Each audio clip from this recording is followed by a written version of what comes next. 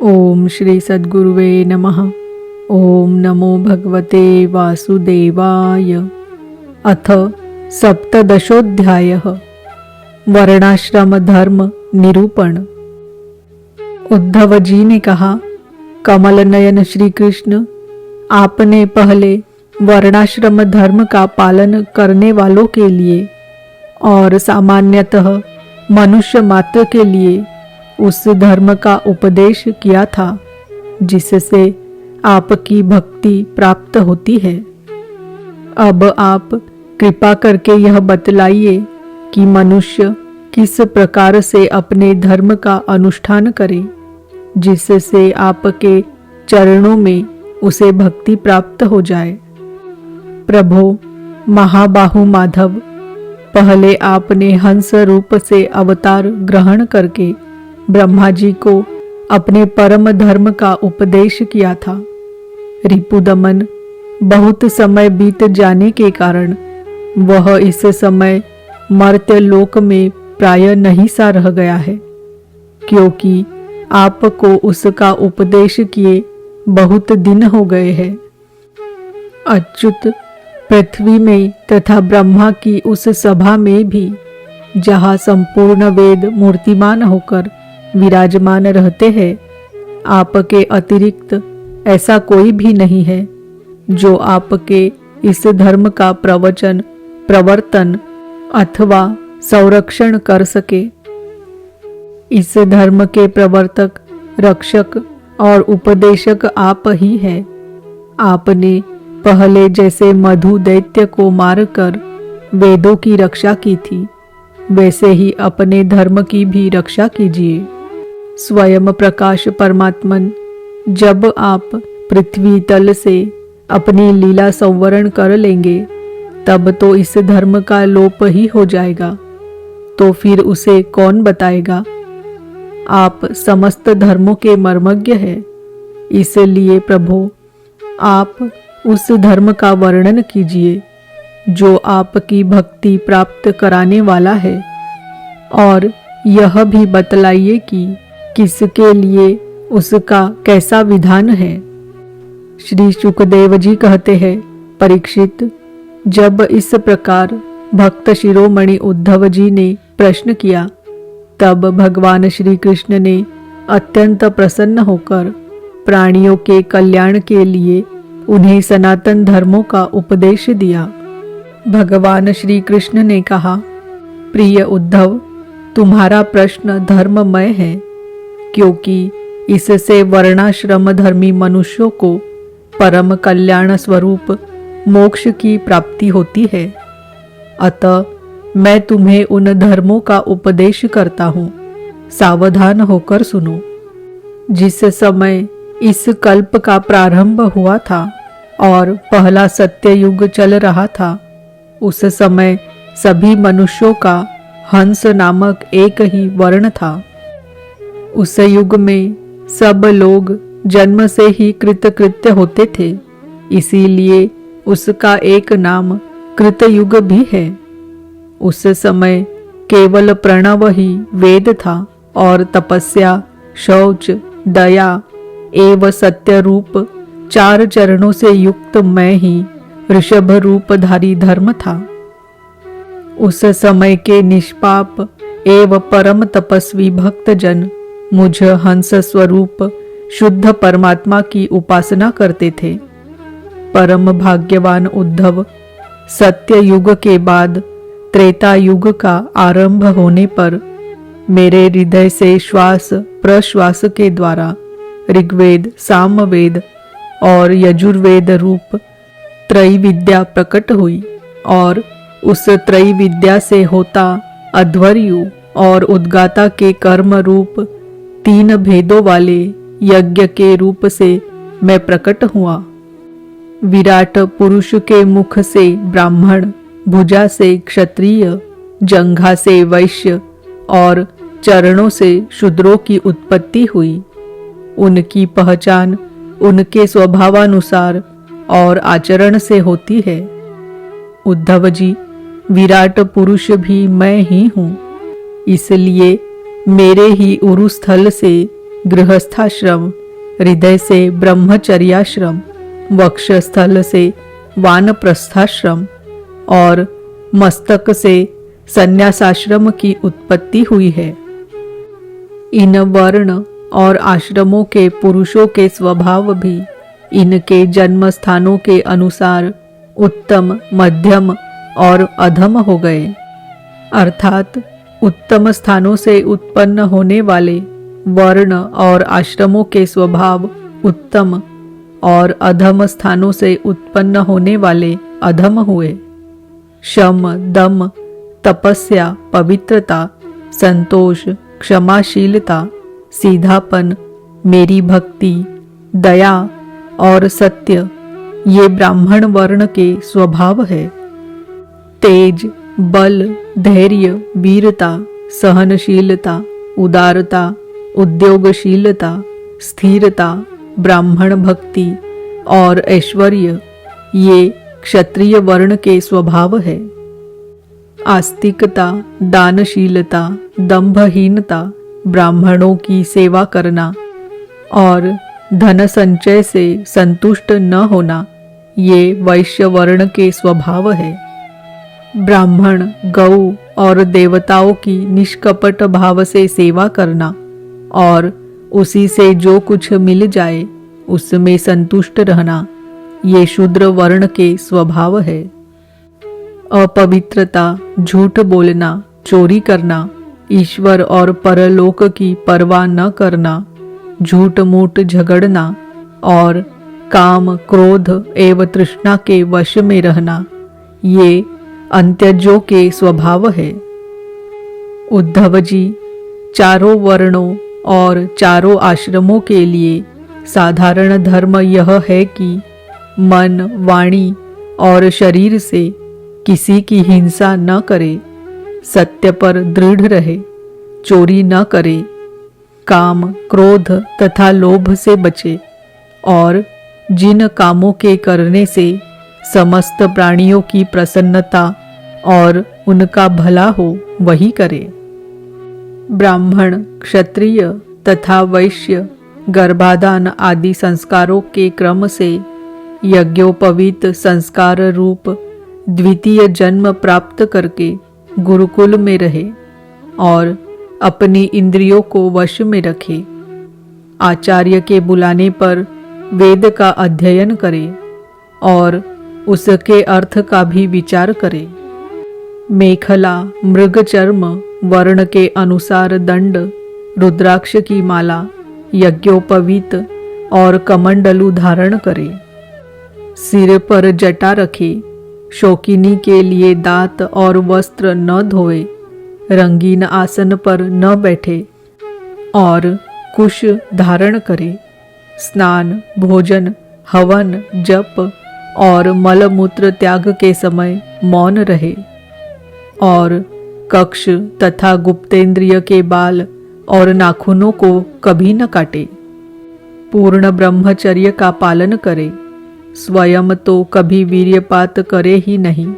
यदि स्वप्न आदि में वीर्य स्खलित हो जाए तो जल में स्नान करके प्राणायाम करे एवं गायत्री का जप करे।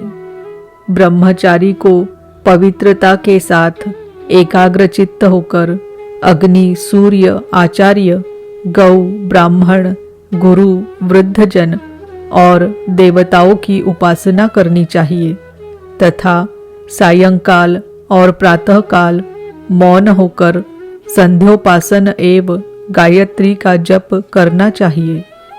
आचार्य को मेरा ही स्वरूप समझे, कभी उनका तिरस्कार न करे। उन्हें साधारण मनुष्य समझकर दोष दृष्टि न करे, क्योंकि गुरु सर्वदेवमय होता है। सायंकाल और प्रातःकाल दोनों समय जो कुछ भिक्षा में मिले वह लाकर गुरुदेव के आगे रख दे। केवल भोजन ही नहीं, जो कुछ हो सब। तदनंतर उनके आज्ञानुसार बड़े संयम से भिक्षा आदि का यथोचित उपयोग करे। आचार्य यदि जाते हो तो उनके पीछे पीछे चले। उनके सो जाने के बाद बड़ी सावधानी से उनसे थोड़ी दूर पर सोए। थके हो तो पास बैठकर चरण दबाए और बैठे हो तो उनके आदेश की प्रतीक्षा में हाथ जोड़कर पास में ही खड़ा रहे। इस प्रकार अत्यंत छोटे व्यक्ति की भांति सेवा शुश्रूषा के द्वारा सदा सर्वदा आचार्य की आज्ञा में तत्पर रहे।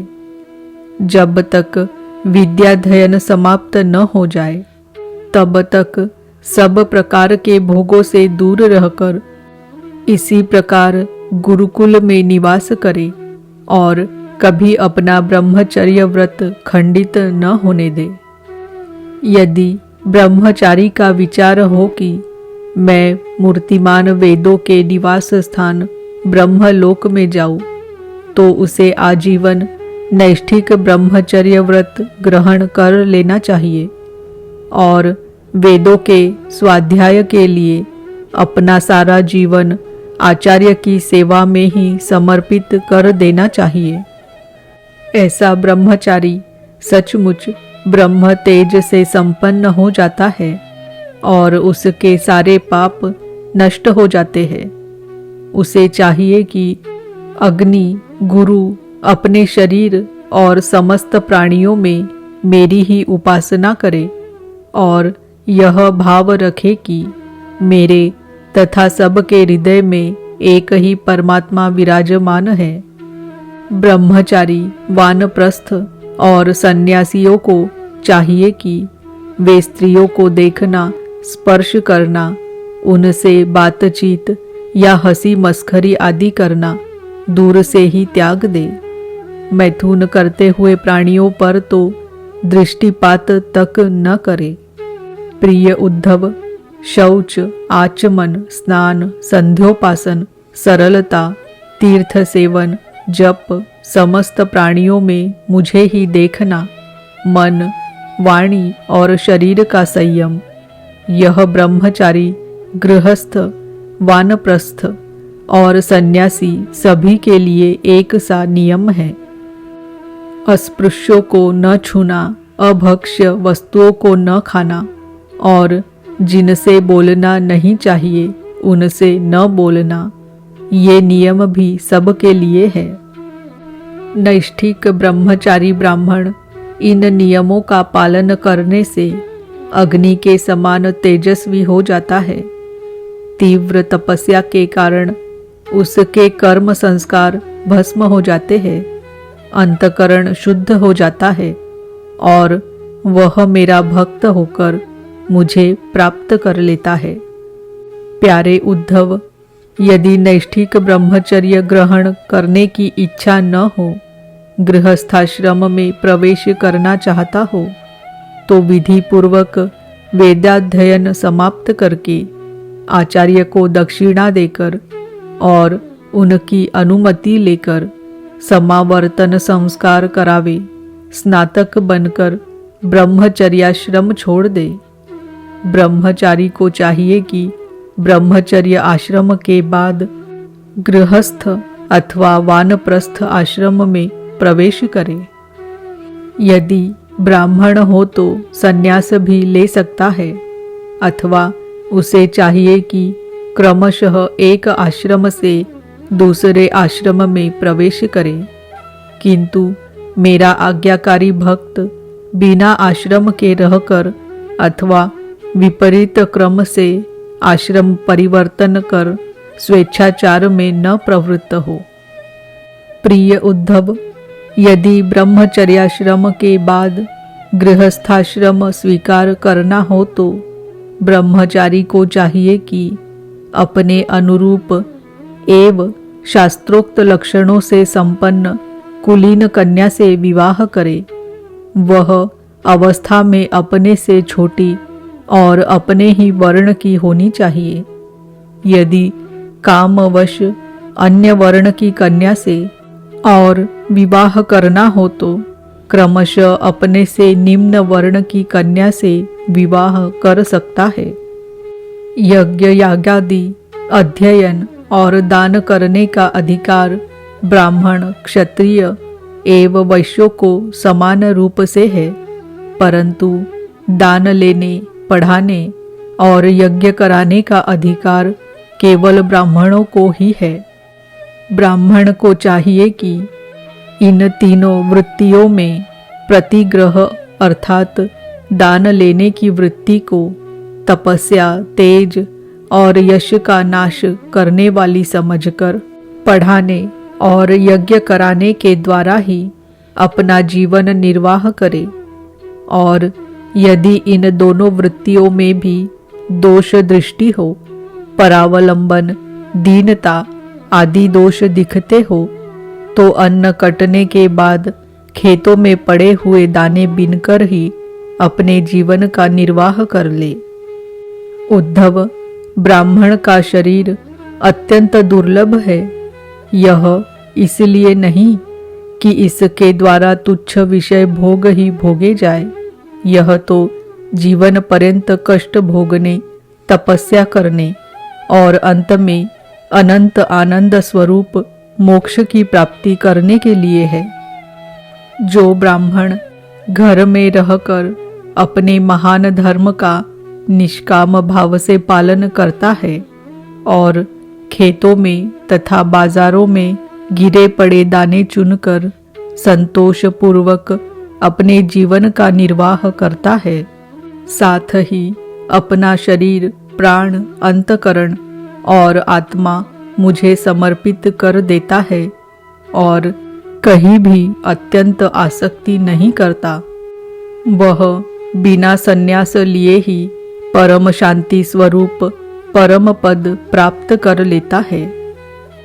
जो लोग विपत्ति में पड़े कष्ट पा रहे मेरे भक्त ब्राह्मण को विपत्तियों से बचा लेते हैं, उन्हें मैं शीघ्र ही समस्त आपत्तियों से उसी प्रकार बचा लेता हूँ जैसे समुद्र में डूबते हुए प्राणी को नौका बचा लेती है। राजा पिता के समान सारी प्रजा का कष्ट से उद्धार करे, उन्हें बचाए, जैसे गजराज दूसरे गजों की रक्षा करता है और धीर होकर स्वयं अपने आप से अपना उद्धार करे। जो राजा इस प्रकार प्रजा की रक्षा करता है, वह सारे पापों से मुक्त होकर अंत समय में सूर्य के समान तेजस्वी विमान पर चढ़कर स्वर्ग लोक में जाता है और इंद्र के साथ सुख भोगता है। यदि ब्राह्मण अध्यापन अथवा यज्ञ यागादि से अपनी जीविका न चला सके तो वैश्य वृत्ति का आश्रय ले ले और जब तक विपत्ति दूर न हो जाए तब तक करे। यदि बहुत बड़ी आपत्ति का सामना करना पड़े तो तलवार उठाकर क्षत्रियों की वृत्ति से भी अपना काम चला ले, परंतु किसी भी अवस्था में नीचों की सेवा, जिसे श्वान वृत्ति कहते हैं, न करे। इसी प्रकार यदि क्षत्रिय भी प्रजा पालन आदि के द्वारा अपने जीवन का निर्वाह न कर सके तो वैश्य वृत्ति व्यापार आदि कर ले। बहुत बड़ी आपत्ति हो तो शिकार के द्वारा अथवा विद्यार्थियों को पढ़ाकर अपनी आपत्ति के दिन काट दे, परंतु नीचों की सेवा श्वान वृत्ति का आश्रय कभी न ले। वैश्य भी आपत्ति के समय शूद्रों की वृत्ति सेवा से अपना जीवन निर्वाह कर ले और शूद्र चटाई बुनने आदि कारू वृत्ति का आश्रय ले ले, परंतु उद्धव ये सारी बातें आपत्ति काल के लिए ही है। आपत्ति का समय बीत जाने पर निम्न वर्णों की वृत्ति से जीविकोपार्जन करने का लोभ न करे। गृहस्थ पुरुष को चाहिए कि वेदाध्ययन रूप ब्रह्म यज्ञ, तर्पण रूप पितृयज्ञ, हवन रूप देवयज्ञ, काक बलि आदि भूत यज्ञ और अन्नदान रूप अतिथि यज्ञ आदि के द्वारा मेरे स्वरूप भूत ऋषि, देवता, पितर, मनुष्य एवं अन्य समस्त प्राणियों की यथाशक्ति प्रतिदिन पूजा करता रहे। गृहस्थ पुरुष अनायास प्राप्त अथवा शास्त्रोक्त रीति से उपार्जित अपने शुद्ध धन से अपने भृत्य आश्रित प्रजाजन को किसी प्रकार का कष्ट न पहुँचाते हुए न्याय और विधि के साथ ही यज्ञ करे। प्रिय उद्धव, गृहस्थ पुरुष कुटुंब में आसक्त न हो, बड़ा कुटुंब होने पर भी भजन में प्रमाद न करे। बुद्धिमान पुरुष को यह बात भी समझ लेनी चाहिए कि जैसे इस लोक की सभी वस्तुएं नाशवान हैं, वैसे ही स्वर्गादि परलोक के भोग भी नाशवान ही है। यह जो स्त्री पुत्र भाई बंधु और गुरुजनों का मिलना जुलना है, यह वैसा ही है जैसे किसी प्याऊ पर कुछ बटोही इकट्ठे हो गए हो। सबको अलग अलग रास्ते जाना है।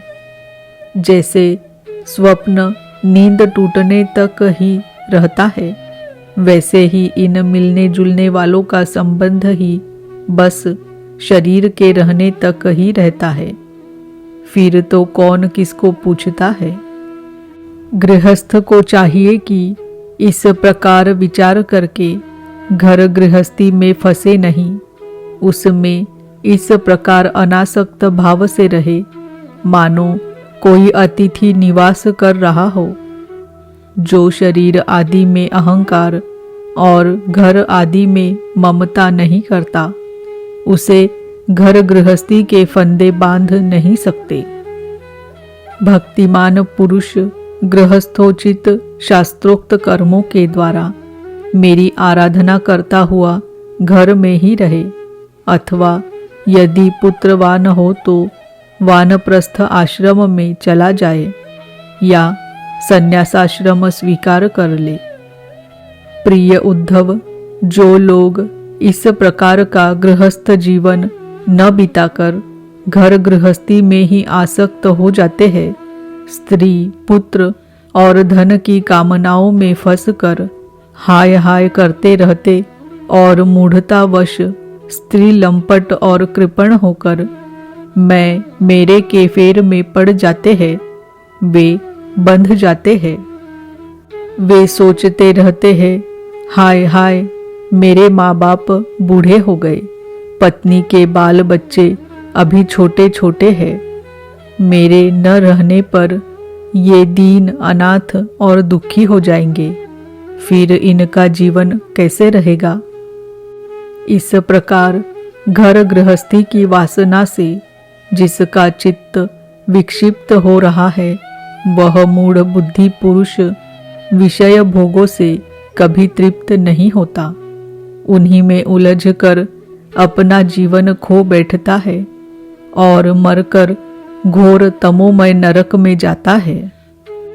इति श्रीमद्भागवते महापुराणे पारमहंस्याम संहितायाम एकादश स्कंधे सप्तदशो अध्याय।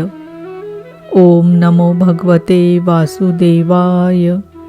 ओम नमो भगवते वासुदेवाय। ओम नमो भगवते वासुदेवाय।